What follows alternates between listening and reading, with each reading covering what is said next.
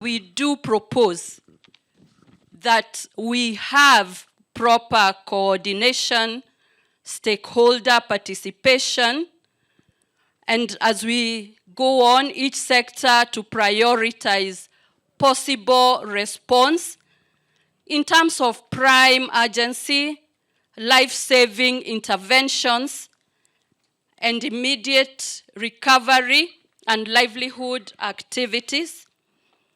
We know that preparedness activities have begun, but should also continue seamlessly throughout the rainfall season and even after, so that we address the post-El Nino periods.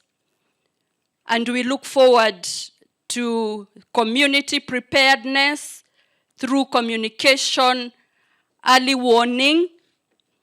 And Your Excellency, I know at the end of this, we will have a good coordination and a focal point and framework of planning and coordination at the two levels of governance. These counties have also done a quick estimation of the amount of resources that will be requiring to deal with this matter. And out of the 23 counties that we already have an estimation of about 8 billion shillings. You can imagine by the time the others come, we'll probably be at 15 billion shillings that will be required to fund these El Nino preparedness and response activities. I want to give the government's commitment that we shall apply all resources at our disposal, including the Kenya Defence Forces. The Minister for Defence is here. The National Youth Service is a reserve army for the country when there are challenges.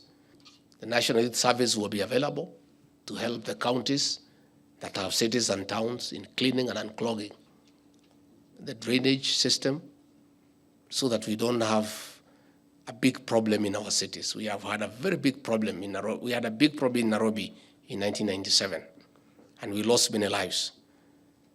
And again, we ask Kenyans not to be very adventurous, because the Director General of Meteorological Department said some people are daredevils. And we saw that in 1997. Some motorists are impatient.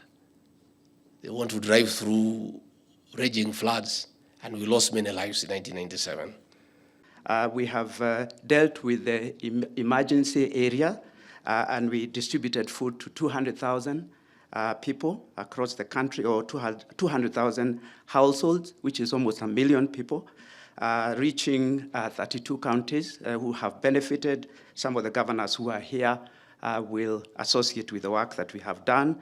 Of course, we've done it in consultation and in collaboration with a number of stakeholders, including the Red Cross and also the NDMA and also the Ministry of ASAL, because most of the areas that were affected were ASAL areas.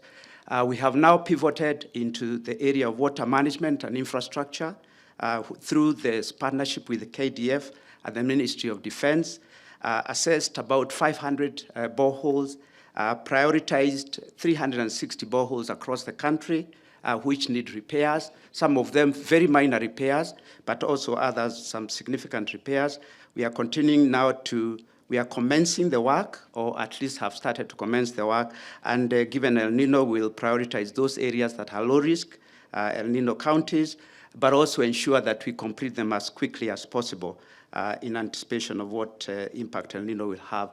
We've also started to do the work with the KWS in the national parks. We'll be sinking about 10 boreholes to support the Kenya Wildlife Service, which were affected during the drought, including tanks in the Savo ecosystem. We are inviting partnerships. We are collaborating with Millennium Water Alliance and also USAID, who have been very, very gracious to adopt some of the boreholes. They have agreed to adopt 78 boreholes, which is very significant. In Garissa, in Wajir, Turkana, Isiolo, and Marsabit counties.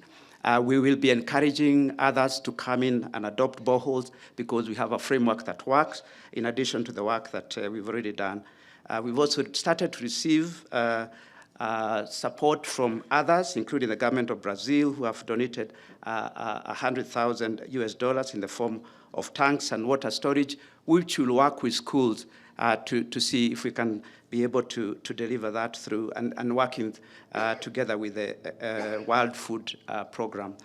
So there's a lot of partnership, Your Excellency, both within the institutions that are involved in the National Drought Steering Committee.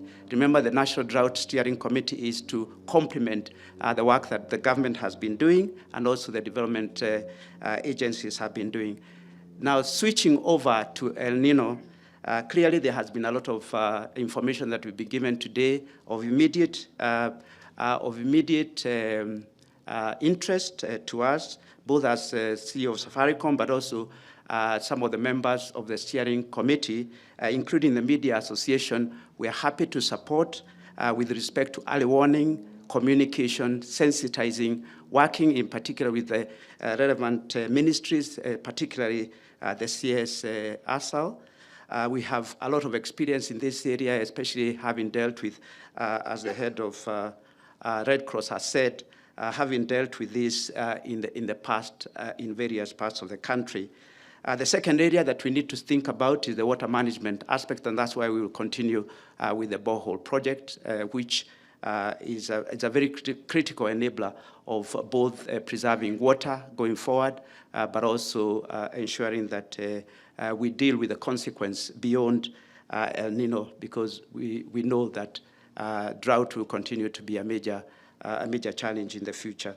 So, Your Excellency, we are here to support all the initiatives that, any initiatives that we have the capacity to, and as Safaricom, I can commit that we are ready to support, especially the early warning signs, which early warning support communication through flash messages and so on, that really are life-saving in many ways if they are delivered on time and if they are coordinated across the ministry.